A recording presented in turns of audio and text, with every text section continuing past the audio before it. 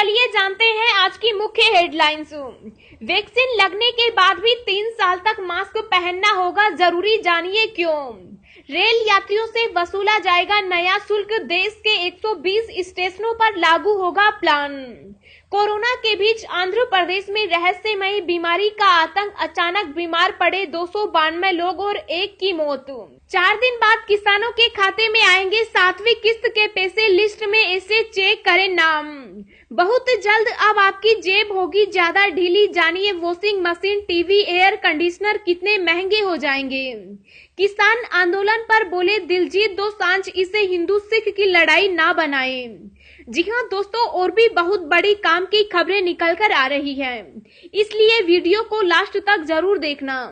तो चलिए जानते हैं एक एक करके तमाम बड़ी खबरों को।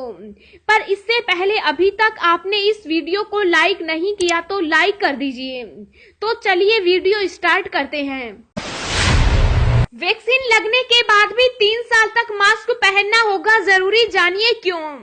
जी हाँ, देश में कोरोना वैक्सीन का इंतजार जल्द ही खत्म होने वाला है और आम लोगों में वैक्सीन लगाने की तैयारी जोरों पर है।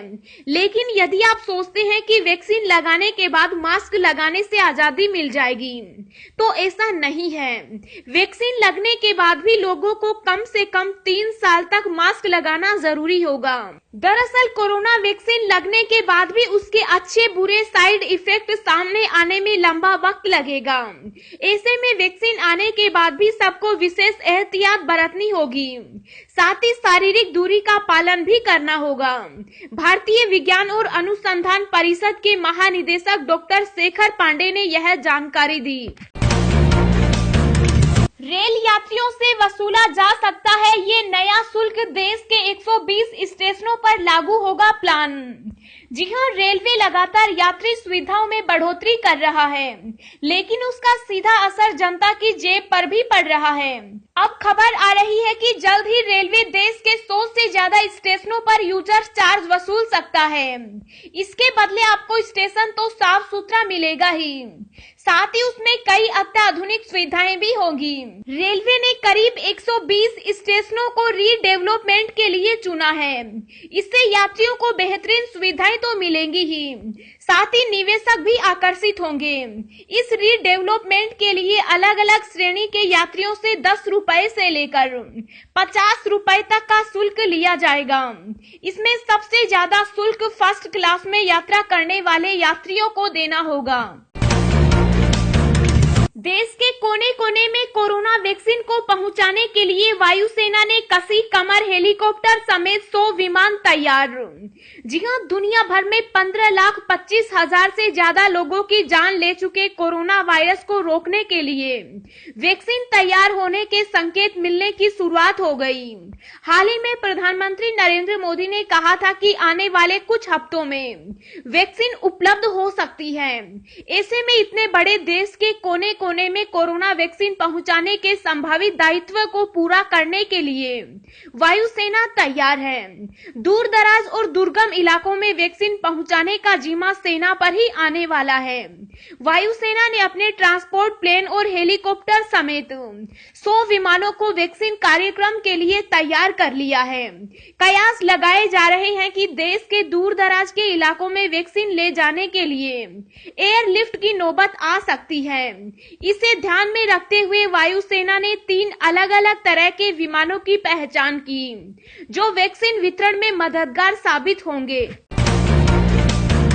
4 दिन बाद किसानों के खाते में आएंगे 7वीं किस्त के पैसे, लिस्ट में ऐसे चेक करें नाम। जी हां, केंद्रीय कृषि कानूनों के विरोध में चल रहे आंदोलन के बीच देश के करोड़ों किसानों के खातों में जल्द ही प्रधानमंत्री किसान सम्मान निधि योजना के तहत 7वीं किस्त के पैसे डाले जाएंगे। मीडिया रिपोर्ट्स के मुताबिक केंद्र सरकार 10 दिसंबर से किसानों के खातों में 7वीं किस्त की राशि भेजना शुरू कर सकती है। बता दें कि पीएम किसान योजना के तहत देश के करीब 11 करोड़ 37 लाख किसानों के खातों में डीबीटीएल यानी डायरेक्ट बेनिफिशियल ट्रांसफर स्कीम के तहत सीधे 2,000 रुपए भेजे जाते हैं। इस योजना के तहत हर साल किसान को 2,000 की 3 किस्तों में 6,000 रुपए दिए जाते हैं। इंडिगो लॉकडाउन के कारण रद्द उड़ानों के यात्रियों को 31 जनवरी तक लौटाएगी टिकट का पैसा। 1000 करोड़ की है रकम। जी हां, घरेलू विमानन कंपनी इंडिगो ने आज घोषणा की है कि वह कोरोना वायरस लॉकडाउन की वजह से इस साल की शुरुआत में रद्द हुई उड़ानों के सभी यात्रियों को टिकट का पैसा 31 जनवरी 2021 तक लौटा देगी। ये उड़ानें इस साल कोरोना वायरस के प्रसार पर अंकुश के लिए लगाए गए लॉकडाउन के चलते रद्द हुई थी। इसके बाद एयरलाइन ने रद्द टिकटों पर क्रेडिट सेल बनाया था। क्रेडिट सेल का इस्तेमाल उसी यात्री के द्वारा भविष्य में यात्रा की बुकिंग के लिए किया जा सकता है। दोस्तों, अगली खबर जानने से पहले आपसे एक रिक्वेस्ट है कि इस वीडियो को बनाने में मुझे बहुत ज्यादा मेहनत लगती है, तो इस मेहनत के लिए वीडियो को एक छोटा सा लाइक जरूर करें। किसानों के हित में मोदी सरकार ने उठाए कई क्रांतिकारी कदम, बोले सीएम योगी। जी हां, किसान आंदोलन को लेकर यूपी के CM Yogi Adityanath press conference कर रहे हैं। सीएम योगी ने कहा कि केंद्र में एनडीए सरकार ने किसानों के हित के लिए क्रांतिकारी कदम उठाए। फसल बीमा योजना, पीएम कृषि सिंचाई योजना, खेती को तकनीक के साथ जोड़ने का काम किया है। इसके साथ ही वन नेशन वन मार्केट के जरिए किसानों के उत्पाद को बेचने का काम किया है। मीडिया से बातचीत करते हुए सीएम योगी ने कहा, एमएसपी दिलाने का काम हो या किसान सम्मान निधि, सब पर मोदी सरकार ने काम किया है, जो क्रांतिकारी बदलाव है। विरोधियों पर निशाना साधते हुए योगी ने कहा कि देश के राजनीतिक दलों की ओर से वातावरण खराब करने का काम किया जा रहा है। भारत बंद को लेकर केंद्र सरकार ने जारी की एडवाइजरी। जी हां, कृषि कानून के विरोध में किसानों ने आज भारत बंद का ऐलान किया है। इसी को देखते हुए केंद्र सरकार ने एक राष्ट्रव्यापी एडवाइजरी जारी की। गृह मंत्रालय ने राज्यों से कहा है कि वे सुनिश्चित करें कि भारत बंद शांति से हो और कोई अप्रिय घटना न हो।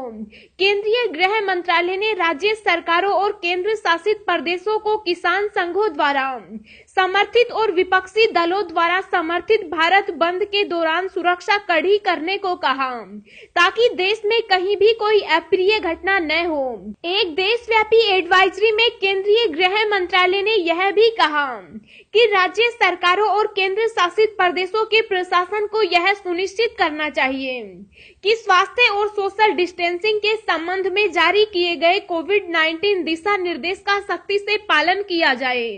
किसानों यूनियन ने साफ किया है कि वह सुबह 11 बजे से दोपहर 3 बजे तक भारत बंद रखेंगे। कई विपक्षी दलों ने अखिल भारतीय हड़ताल के आह्वान का समर्थन किया। बहुत जल्द अब आपकी जेब होगी ज्यादा ढीली, जानिए washing machine, TV, air conditioner कितने महंगे हो जाएंगे।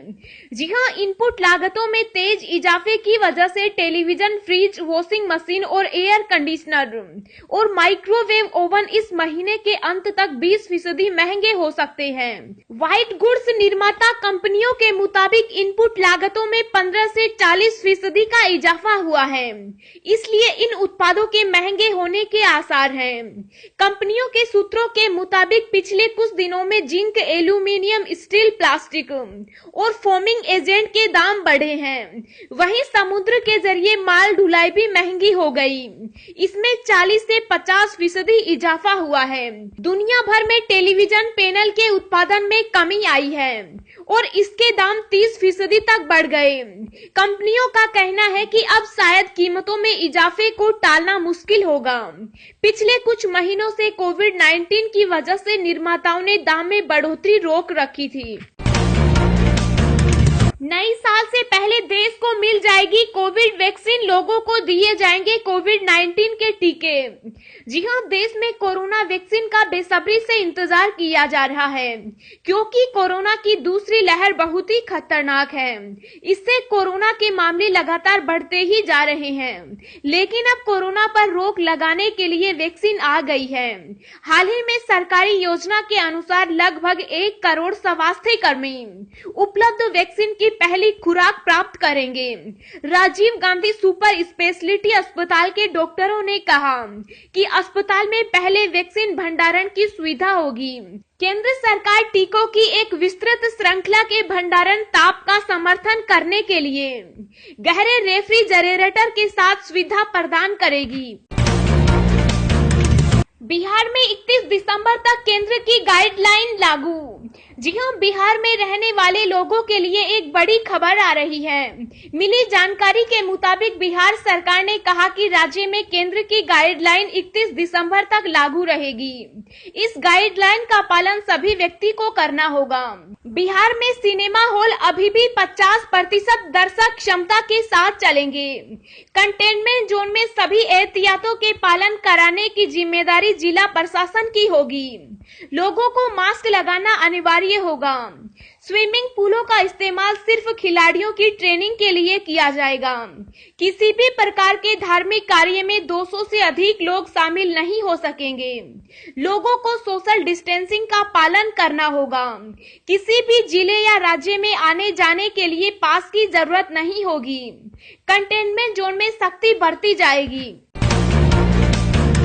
कोरोना के बीच आंध्र प्रदेश में रहस्यमयी बीमारी का आतंक, अचानक बीमार पड़े 292 लोग और एक की मौत। जी हां, आंध्र प्रदेश के एलूर में फैल रही एक रहस्यमयी बीमारी से रविवार को एक व्यक्ति की जान चली गई और करीब 292 लोग बीमार पड़ गए। पश्चिम गोदावरी जिले में चिकित्सा और स्वास्थ्य अधिकारियों ने कहा कि 140 से अधिक रोगी उपचार के बाद अस्पतालों से घर जा चुके। वहीं अन्य लोगों की हालत स्थिर है। किसान आंदोलन पर बोले दिलजीत दोसांझ, इसे हिंदू सिख की लड़ाई ना बनाएं। जी हां, किसान आंदोलन को लेकर इस वक्त पूरे देश का माहौल गरमाया हुआ है। कई राजनीतिक पार्टियां इसका समर्थन कर रही हैं, तो कई इसका विरोध करती हुई नजर आई। इस मुद्दे पर ट्विटर पर भी लोग किसानों के समर्थन में जमकर ट्वीट कर रहे हैं, तो कुछ ऐसे भी हैं जो इसे दूसरा शाहीन बाग का नाम दे रहे हैं। हाल ही में हमने कंगना रनौत और दिलजीत दोसांझ के बीच जमकर बहस देखने को मिली। शुरुआत में ही किसान आंदोलन के हक में अपनी राय रख रहे दिलजीत लगातार ट्वीट कर रहे हैं। वहीं अब उन्होंने उन सभी लोगों पर निशाना साधा है जो इस आंदोलन में भी धर्म का एंगल निकाल रहे हैं।